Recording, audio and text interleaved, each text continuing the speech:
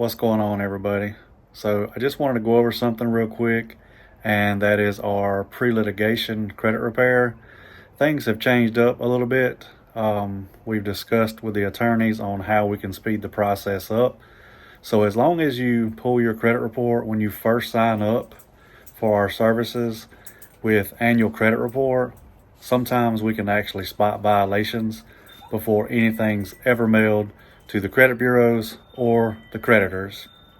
Now, if we don't, we will send letters that will likely get some violations, and that's what's going to get you paid. So now when you sign up for the pre-litigation, we are looking for violations from day one, and our main goal is to get you paid within the first 60 days and get deletions off of your credit report. If y'all have any questions, leave them in the comments. Hope y'all have a great day, and Happy New Year's, everybody.